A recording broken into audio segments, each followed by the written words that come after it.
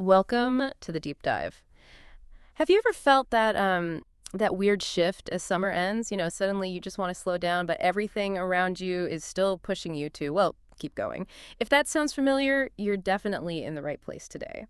We're taking a deep dive, not just into the calendar, but into the actual architecture of time itself through a really fascinating lens.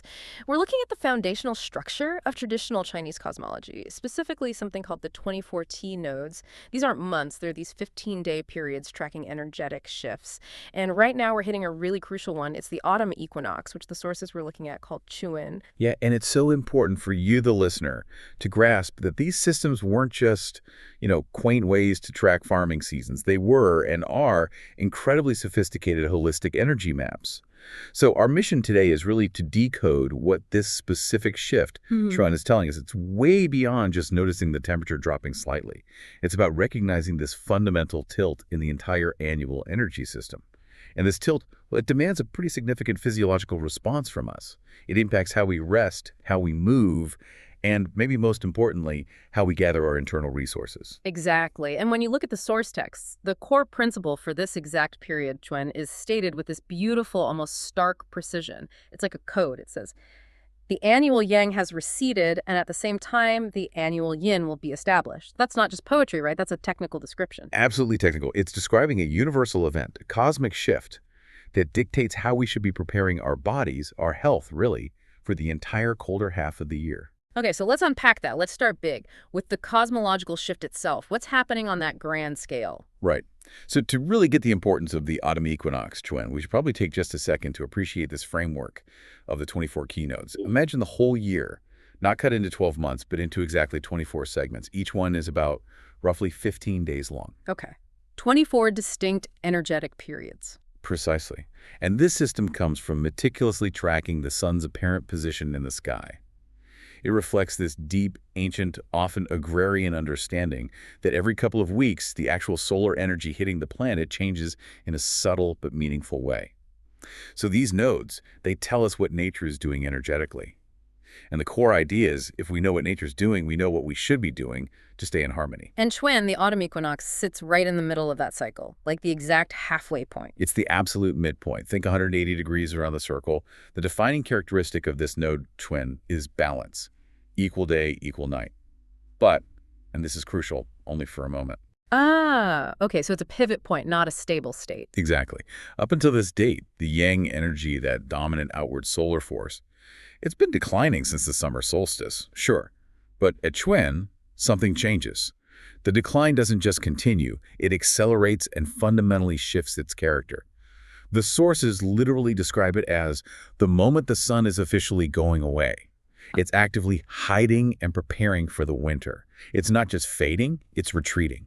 Wow, hiding. That language is powerful. It implies intention almost. It does. And that's why that technical description we mentioned earlier, the annual yang has receded, is so loaded. It's not just a flowery way of saying the days are getting shorter. It means that dominant, outward, stimulating, expansive energy, the force that fueled everything in spring and summer, well, it's now officially drawing inward. It's reducing its influence on the surface of the planet, on us. Yeah. It's actively giving ground to yin. Okay, so yang recedes, and then the other half of that equation, the annual yin, will be established. Will be established. And again, we have to stress, this isn't passive. Yin isn't just what's left over when yang goes away. This is the active establishment, the rise of the opposing force, the contracting, cooling, consolidating force. Now, for someone maybe new to this kind of language, this yin and yang stuff, they might just think, okay, hot versus cold. Right. Or activity versus rest, simple binaries. And those correspondences are a decent starting point, definitely. Hot, Yeah. cold, activity, rest, light, dark. They work. But for a deep dive like this, we need to go a bit, well, deeper. What's the real high-level distinction here? Yeah, what's the core energetic difference we should be grasping? That's a great question. I think the real insight beyond just hot, cold is the difference between depth and surface. That's key. Yang is the outward expression, is the function, the output, the heat we feel, the light we see, all the activity happening on this surface. It's expansive. Yin, on the other hand, is the resource beneath that surface. It's the substance, the material, the density.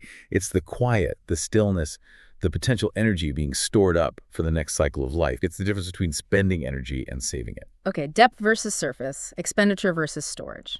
That makes sense. So spring and summer were all about yang phenomena expenditure, that feeling of being stimulated, active, Hmm. ideas bubbling up, wanting to get things done, launch stuff, be out there, engage. That's the yang phase, spending that stored energy. Exactly. That was the time for it. But now, as we hit Chuen and move into the autumn-winter half of the year, the cosmic construction, the imperative, flips completely. The entire macro energy cycle is now telling us, demanding really, that we start quieting things down, and not just physically, like staying indoors more. It means mentally, emotionally too. We need to start slowing down the pace, reflecting more, and allowing everything that was in that full outward swing during summer to start to Well, the word the sources often use is coalesce. coalesce. Okay, that word feels important, like it's packed with meaning. Can we unpack that a bit? What exactly is supposed to be coalescing, gathering, condensing? Yeah, coalesce implies gathering things together and condensing them into a usable, denser form. Think about it practically. All through spring and summer, the yang phase, maybe you launched new projects at work, you were taking in huge amounts of information from outside, maybe started some new health routines, had lots of social interactions. These are all expansive outward activities, right? Yeah, spreading energy outwards. Okay, so now the mandate is to bring all that outward moving energy back home, back inside. This is the time to gather up all those loose threads. It means reviewing those projects you started, maybe putting some on hold, consolidating.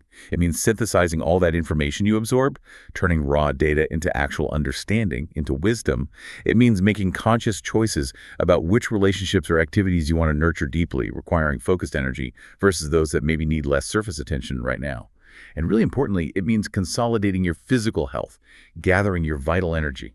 So if I was, say, launching 3 new initiatives back in July, the message now isn't launch a fourth. It's more like stop the launch sequence on anything new and maybe take a hard look at the resources those first 3 are using. Prepare for a quieter, more strategic phase.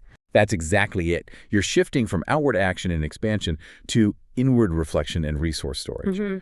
And the goal of aligning with this isn't just, a nice philosophical idea. It's presented as a necessity. If the macro energy, the sun literally hiding, the days shortening, is telling the entire natural world to contract, slow down, gather inward, then we have to make sure our internal environment, our human microcosm, mirrors that external environment. If we don't, if our internal world tries to stay in summer mode while the external world is shifting hard into autumn, we create this intense internal friction, and that friction has consequences. Okay, internal friction. That leads us right into the next part. The physiological side. What actually happens inside our bodies if we ignore this cosmic memo and try to keep that summer pace going right through the equinox? Right. This is where the sources get quite emphatic. They describe this specific transition time, Chuen, as critical. Not just important, but critical. If we refuse to recognize this energetic shift, this mandate of yin rising, we essentially fail to build the necessary foundation for deep health through the winter. It's the failure to make this transition now, right at this pivot point, that the sources suggest sets up many of the common problems people experience later in the colder months, the fatigue, the lowered immunity, things like that. Wait, hang on. That sounds a bit counterintuitive, doesn't it? Most people think, you get run down or sick later in winter, maybe January or February when it's been cold and dark for a while. Why are the sources pointing to this specific moment, the autumn equinox transition, as the primary point of failure? Yeah, it's a really good question because it highlights a key principle. It's about the exhaustion trap. Think of it this way. If we stubbornly stay in that high-energy, outward-focused yang gear, trying to accelerate or just maintain high speed right through the equinox crossing, we're essentially fighting the natural flow of the entire system. It's like, imagine trying to drive a high-performance race car, but keeping it stuck in first gear while trying to go highway speed, or maybe a better analogy for downshifting. Keeping it in high gear while trying to climb a really steep hill. What happens? You burn out the engine. Or the clutch. Something gives way. Exactly. You burn out the engine, you overheat, you deplete resources inefficiently. Your body senses the external environment is changing, cooling, condensing, demanding rest and consolidation. But our minds, our habits, our societal pressures, they often try to override that signal. Keep going, push harder. And that overriding action, that fight against the natural flow, that's the internal friction we were talking about, that's where we start exhausting resources that we don't have. Precisely. That's the core of the exhaustion trap. Spring and summer were the appropriate times for expenditure. We were drawing on the energy stored from the previous winter's rest, plus the abundant yang energy from the environment. But now, those readily available resources are theoretically spent or need replenishment. If we continue to spend at the same rate, if we keep pushing outward, we start drawing on deeper reserves. We tap into the emergency funds, energetically speaking, the resources that are meant for fundamental cellular repair, deep immunity, long-term resilience. Okay, dipping into the principle, not just the interest. That's a great way to put it. And the most immediate, the most specific consequence that the sources consistently flag when this happens, when we resist the downshift, relates directly to our ability to rest deeply. Ah, yes, the sleep crisis. I think a lot of people recognize this instinctively. That feeling when the seasons turn, usually right around now, and suddenly the quality of your sleep just seems to fall off a cliff. Yes. Or you wake up, maybe you slept for 8 hours according to the clock, but you feel completely unrefreshed, like you barely slept at all. That's the classic symptom. The depth and the restorative quality of sleep suffer immensely if we resist this downward-inward transition. The body is trying to pull energy inward for deep repair during sleep. But if the mind and the nervous system are still wired for outward action, still buzzing, sleep becomes shallow, fragmented, less effective. But here's the flip side. We absolutely have to reframe this. It's not just a problem, it's also a massive opportunity. How so? Because as the sun goes away, as the dark hours naturally increase, nature herself is actively giving us more yin time designated for rest, repair, and consolidation. This is the prime time, the optimal window, to consciously hook into that opportunity, as the sources say. Yeah. Our bodies are biologically pre-programmed to respond to the changing light cycles. We naturally start producing more melatonin, for instance, and other restorative condensing hormones for a longer duration each night. Yeah. But, and this is the key, we only fully benefit if we consciously allow and support this process. If we slow down our external environment, reduce stimulation in the evenings, and signal to our bodies, okay, it's time to go deep now. And if we don't, if we keep the bright lights on, stay mentally revved up, push ourselves physically late into the evening, we miss that window. We miss the window, or we only get a fraction of the benefit. And the physical symptoms of this misalignment, this friction between our internal pace and the external cycle, they can show up really quickly. And frankly, they're often confusing for people. They start feeling this generalized fatigue, maybe more pronounced now than it was even a few weeks ago in late summer. Or they notice increased trouble settling their mind at night, or just feeling restless even when they try to relax. They wonder, what's wrong with me? Why am I so tired? And the answer, according to this framework, is that their internal rhythm is out of sync. They're trying to swim upstream against the entire energetic current of the year. Exactly. They are attempting to push against the tide of the annual system. It's an exhausting battle to fight, which is why the guidance offered in these traditional sources isn't stern or punishing. It's actually presented as this really gentle, almost welcoming invitation. The guidance is crystal clear. If you naturally feel you have less energy as you approach this 20 node as the days shorten, the instruction is explicit. Do not resist that feeling. Do not deny it or try to power through it with caffeine or sheer willpower. You should embrace it. It's not laziness, it's alignment. Yeah. It's your body being intelligent. It's the deepest form of wisdom speaking directly through your physiology. You absolutely should embrace that feeling of having less outward get-up-and-go energy. See it as an opportunity, a signal to consciously slow down. This really gets to the core contemplation of yin and yang in relation to the environment. It's that simple but profound philosophical truth. There's a time for everything. The system, the cosmos, nature itself is telling us that right now the time is for deep restoration, for resource storage, for gentle contraction inward. It's not the time for maximum outward activation. We're meant to be gathering fuel, consolidating our strength, preparing for the coming period of maximal yin, the deep winter. Okay, so the cosmos is demanding a slowdown. Our physiology is signaling the need for consolidation and depth rest. But, just knowing this intellectually is one thing. How did traditional cultures actually manage this transition? Surely they weren't all walking around constantly intellectualizing T-nodes. They must have embedded this wisdom into daily life somehow. They absolutely did, through ritual. Ah, rituals. Making the invisible visible. Exactly. Traditional Chinese culture, being deeply rooted in observing these natural cycles, didn't just understand this pivotal time intellectually. They constructed specific, tangible rituals and celebrations around it. These weren't just holidays. They acted as powerful, energetic anchors. They helped entire communities shift their pace, their focus, their energy collectively. These rituals are, in essence, physical manifestations of the abstract energy shift we've been talking about. They make the alignment process concrete and communal. Okay, so give us an example. What's a key ritual around the autumn equinox that embodies the shift towards yin? Well, the prime example, and one many people might have heard of, is the Mid-Autumn Festival, often called Moon Festival. Right, the moon cakes. The mooncakes, yes. But think about the timing and the focus. It usually happens shortly after the autumn equinox on the 15th day of the 8th lunar month. This is traditionally when the moon is considered to be at its biggest, brightest, and most perfectly full for the entire year.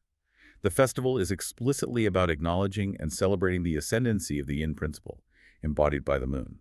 Remember, the sun, yang, is now hiding, receding, so who takes center stage? The moon, yin, the ultimate yin celestial body, precisely. The mythology often ties back to the story of the moon goddess, Chang'e, who lives on the moon. But the social symbolism, the collective action, is even more potent for our discussion. What do people do during the moon festival? They gather, often with family, specifically to admire the moon. They're actively paying attention to the moon, watching the moon, consciously embracing the beauty and power of yin as we transition away from the dominance of the sun. The moon represents qualities like softness, reflection, intuition, the coolness, the internal life, the receiving principle. Gazing at the full moon is a meditative act of aligning with those yin qualities. And the mooncakes themselves, you mentioned them, they're famously dense, right? Very rich. How does that specific food reinforce the cosmological idea? Oh, incredibly well. They are not light and airy summer foods. Mooncakes are typically very dense, very substantial. They're often filled with rich pastes made from things like lotus seeds, red beans, nuts, sometimes even salted egg yolks representing the moon itself. They are physically heavy. Eating them feels grounding. That density represents the consolidating energy of the earth element, which is strongly associated with late summer and autumn in many five-element systems. It symbolizes the condensation of resources after the harvest, and they are perfectly round, symbolizing wholeness, completeness, family unity, and the full gathered cycle of the year's efforts coming to fruition. Unlike the light, watery, expansive foods we crave in summer to dissipate heat, eating this heavy, rich round cake is a direct signal to your body. Time to gather. Time to store. Resources are being concentrated. It's a deliberate, inward-focused, nourishing eating experience. Wow, that's fascinating. The ritual is literally having people digest the concept of coalescence and resource storage. That's brilliant. It is. And you see a similar, though perhaps slightly more paradoxical, symbolism in another tradition associated with this time, the Lantern Lighting Festival. Lanterns. That does sound contradictory. If the mandate is to embrace the growing darkness and the receding yang light, why are people lighting things up? It seems paradoxical on the surface, but the meaning is quite profound when you consider the timing. During the height of summer, the yang season, external light is everywhere. It's abundant, almost overwhelming. We don't need to generate extra light. We might even seek shade. But now, as the external light, the natural yang qi, begins to noticeably recede and the days shorten, the act of lighting lanterns takes on a completely different intentional meaning. It becomes a powerful symbolic statement. Okay, so what's the statement? Ritually, ceremonially lighting lanterns, often beautiful paper lanterns, symbolizes bringing the light inside. It's an active mirroring of the cosmic process. Think of the visual. We are consciously observing the sun going away. We're acknowledging that the external yang energy in the environment is moving inward, condensing, retreating from the surface. By lighting lanterns in our homes or carrying them in quiet processions, we are performing a ritual act that mirrors this exactly. We are symbolically capturing the essence of that receding yang light, the warmth, the clarity, the consciousness, and bringing it inside ourselves. Internalizing the light, preparing the inner self for the darker, quieter winter months. Precisely.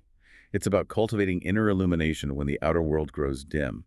It's introspection made visible and communal. Instead of feeling anxious or depressed about the increasing darkness, the cultural wisdom says, no, capture the essence of the light you experienced, the lessons learned, the warmth felt, and stored internally. Keep that inner flame alive through the yin season. It grounds that abstract energy shift into a beautiful, tangible practice. That's a beautiful reframe, taking charge of the inner light. And this theme of gathering, bringing things inward, it also extends to social interactions, right? You mentioned family. Absolutely. The sources often describe this period around the equinox and moon festival as a particularly auspicious time for family reunions. But again, the purpose described isn't just casual hanging out. It has a more structured, reflective quality. The explicit purpose mentioned is often to celebrate together, yes, but also to remember and sometimes even formally record all the activity, the effort, the accomplishments, the harvest, literal and metaphorical, that has happened throughout the yang part of the year. It sounds almost like a collective year-end review, but happening in September instead of December. An energetic accounting. That's a perfect way to describe it. An energetic accounting. You are consciously bringing all those resources together, the memories, the achievements, the lessons learned from the active period, the key relationships, the actual physical harvest. You gather to reflect on it all. It's another perfect image of yang receding, stopping the constant outward doing, and embracing yin, reflection, recording, consolidation. The highest actions of yin in this context are reviewing what was done, integrating the experiences, and ensuring that the value generated during the active phase isn't just dissipated or forgotten as we move into the quietude of winter. Making sure the juice from the summer's activity is properly squeezed and stored. Exactly.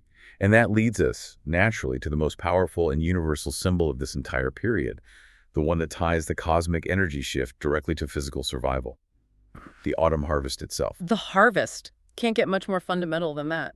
It really is the ultimate symbol. The harvest represents the final, tangible accounting of the products of all that yang labor, all that outward activity during the growing season. The crops, the results of sun, rain, earth, and human effort are gathered in.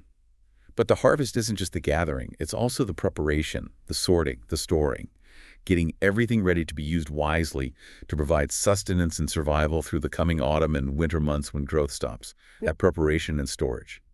That is the ultimate yin activity, preparing for the time of rest, conserving energy, ensuring the resources gathered during the yang phase are available to sustain life through the yin phase. It's the physical manifestation of the entire cosmological downshift. Wow. So we've got the cosmic shift, the sun hiding, the physiological imperative downshift or face the exhaustion trap, and the cultural rituals, the moon festival, the lanterns, the family gatherings, the harvest, all reinforcing this message of gathering inward, consolidating, and storing. It's incredibly coherent. It is. The alignment is profound. Which brings us to maybe the most practical and, dare I say, delicious part of the source's guidance.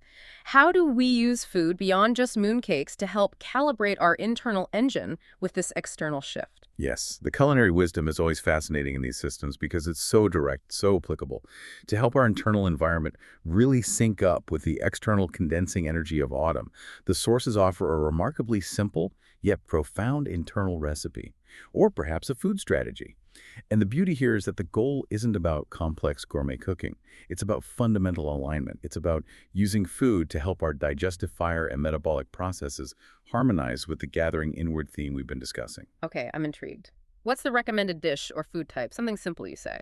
Deceptively simple. The core recommendation is often centered around preparing and eating roasted root vegetables. Just simple roots, carrots, parsnips, sweet potatoes, beets, turnips, maybe some winter squash, too roasted until tender, perhaps lightly seasoned.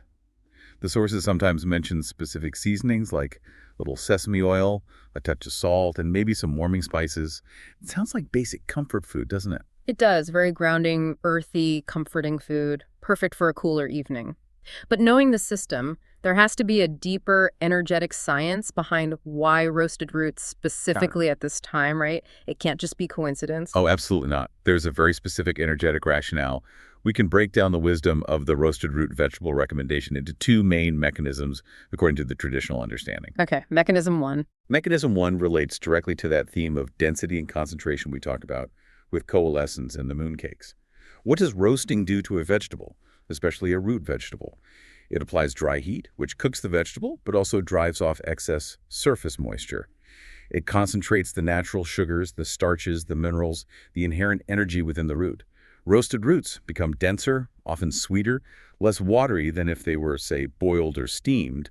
Their juices become more concentrated. Right, they get that slightly caramelized, condensed quality. So why is that concentration physiologically important for us right now at the autumn transition? Because physiologically, when we eat something that is already energetically concentrated and dense, it acts as a signal.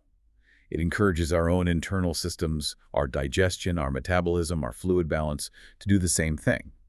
It encourages us to gather, to slow down the outward expenditure, and to condense our own vital fluids and resources inward. The sources specifically mention the value of the sticky juices that develop in slow-roasted roots at this time of year. Eating these is thought to directly assist our bodies in that internal coalescence process, helping us gather and store our ki or vital energy more effectively. We are literally eating the concentrated essence of earth energy, which helps our own energy settle and gather inward for the coming cold. Remember, in summer, we crave lightness, coolness, and water for expansion and heat dispersal. Now we need density, gentle warmth, and substance for contraction and storage. That contrast is incredibly clear. Lighter foods for summer expansion, denser foods for autumn contraction. Okay, that makes perfect sense. But you said there were two mechanisms. What's the second one? This is where it gets really interesting, I bet. It is. The second mechanism takes this beyond just simple nutrition or density and moves into what could be described as a full-blown subtle energy transfer system. It's the idea that these root vegetables at this specific time of year have a unique ability to capture and store the retiring solar energy. Okay, hold on. Capturing retiring solar energy, the yang-qi descending. Can you break that down? How on earth, literally, does a carrot or a sweet potato supposedly do that? Literally on Earth is right. It connects directly back to that core concept we started with. The annual yang energy is receding, drawing inward, moving away from the surface and towards the core. Where does it go? According to this cosmology, it moves into the Earth. The Earth element in the five-element theory is the great receiver, the great container and transformer of energy and material substance. Now think about a plant's energy flow during the year. Throughout the yang season, spring-summer, the plant focuses its energy primarily on upward and outward growth, leaves, stems, flowers, fruit. These are all considered more yang expressions, reaching towards the sun. Right, growth above ground. Exactly. But as the sun begins its dramatic decline after the equinox, as that external yang energy starts its retreat, it begins to descend. It moves away from the surface atmosphere and starts to penetrate back into the ground, into the soil, into the earth itself. And what's waiting there, perfectly positioned deep in the earth, the roots. Root vegetables, the tubers, the bulbs, the rhizomes, are considered the physical embodiment, the very essence of concentrated earth energy. Because they live in the earth, as the solar energy, the yang-qi, makes its seasonal descent, these roots have a special opportunity. They essentially soak up and store this descending, retiring solar warmth and vitality before the deep cold of winter truly sets in and locks everything down. They are, in a way, storing the memory of the summer sun for us within their very substance. Wow. Okay, so the idea is the yang energy goes down into the earth and the roots, being right there, absorb it like sponges. That's the concept. They capture this specific quality of descending yang. It's not the same as the expansive yang of summer. It's yang energy that is gathering, concentrating, preparing for storage. So then, when we eat these roasted root vegetables, which we've already established are physically dense and concentrated, we're not just getting vitamins and minerals, we're also ingesting this captured, descending yang energy. Precisely. We are facilitating an energetic transfer. The sources suggest that this special quality inherent in the roots at this time, their ability to have absorbed and contained the descending yang, is literally transferred to us when we digest them. And what does this enable our bodies to do? It helps our own physiology perform the exact same energetic function more easily, drawing our own yang energy inward, away from the surface, where it might dissipate or make us vulnerable to cold, and consolidating it safely within our core, storing it for the winter. It's thought to help prevent that feeling of energy leaking out, which is seen as a major cause of fatigue and susceptibility to external cold invasion during this transitional autumn period. Okay, this is fascinating. It completely transforms how you'd look at a simple plate of roasted carrots and parsnips. It's not just dinner, it's like an energetic alignment tool, a sophisticated transfer device, as you said. It really is. It becomes the ultimate example of how this entire system, the cosmology, the understanding of physiology, the cultural practices, and the culinary wisdom, all works together in perfect, elegant alignment. Everything points in the same direction. And what about the seasonings mentioned? Sesame oil, salt, warming spices. Are they just for flavor, or do they play an energetic role too? Definitely an energetic role. Nothing is random in these recommendations. Sesame oil, for instance, is considered quite nourishing and has a slightly heavy, rich quality. Energetically, it supports the lubrication and nourishment aspects associated with yin. As the weather cools and gets drier in autumn, sesame oil helps prevent the body from becoming too dry internally, keeping tissues supple. Salt, in moderation, is associated with the water element and the kidneys in Chinese medicine, which are crucial for storing our deep reserves, our jing or essence. A little salt helps consolidate energy downwards and inwards, and the warming spices. Like ginger, maybe cinnamon, cloves. I imagine those are pretty straightforward. They're there to add warmth and counter the growing external cold, right? Yes, but it's a bit more nuanced. They add warmth, yes, but their primary role here is often seen as preventing internal stagnation that can sometimes happen as the body naturally slows down and contracts in response to the yin season. As we embrace the yin imperative to slow down and gather inward, our circulation can sometimes become a bit sluggish. Things can get stuck. The warming spices ginger, cinnamon, perhaps a touch of cardamom or star anise act as gentle internal activators. They keep the blood and qi moving smoothly, ensuring that the resources we are storing, those concentrated juices and that captured yang energy, remain mobile and available, rather than just pooling and becoming inert or cold inside the body. They protect the system during this crucial downshift by maintaining gentle internal movement. So they ensure that consolidation doesn't become stagnation. They keep the inner home fires burning gently, even as we're banking the embers for winter. Beautifully put. That's exactly the idea.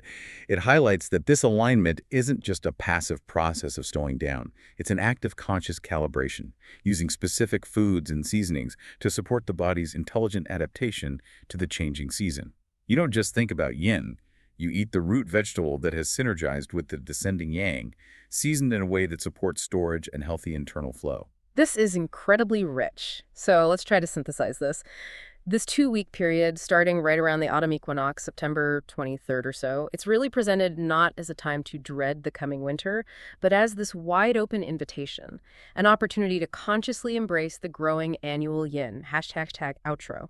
It's a chance, maybe even a mandate, to use this ancient wisdom to actively improve our sleep, to head off that cycle of seasonal exhaustion before it starts, and to begin that deep internal process of gathering and storing our resources, which is absolutely necessary to navigate the winter months with resilience and vitality. Absolutely. And what I find continually fascinating about systems like this, from traditional Chinese cosmology and medicine, is how they create this unified field theory for living. They don't separate the stars from the soup. They provide this seamless bridge between a massive astronomical event, the sun crossing the celestial equator and beginning its descent, and the most mundane, everyday acts of our lives. What we choose to eat for dinner, how we gather with our families, whether we light a candle in the evening. They give us specific, actionable instructions, the rituals, the dietary recommendations that ground that huge cosmic event in a way that directly benefits our individual health, our well-being, our longevity. It just shows how profoundly interconnected our internal world, our physiology, is meant to be with the grand external cycles of nature. A truly holistic perspective. So we've journeyed from the cosmos down to the root cellar, exploring this universal mandate to shift gears from the outward action of summer to the internal rest and consolidation of autumn, from yang expenditure to yin storage. As you, our listeners, move through these next couple of weeks, maybe you'll notice that natural pull, that feeling of wanting to slow down more acutely now. The invitation from this deep dive is to resist that modern reflex to just power through. Instead, maybe consider this question. What one specific conscious activity could you adopt in the coming 2 weeks to personally acknowledge and honor this profound, universal, seasonal shift? It doesn't have to be huge. Maybe it is lighting a small lantern or candle in the evening as a symbol of tending your inner light. Maybe it's taking 10 minutes to formally jot down and appreciate your accomplishments from the summer. Or maybe it's as simple and as deeply wise as mindfully preparing and savoring a dish of roasted root vegetables, perhaps seasoned with a few warming spices, knowing you're participating in this ancient rhythm of cosmic and culinary calibration. What will your active alignment be?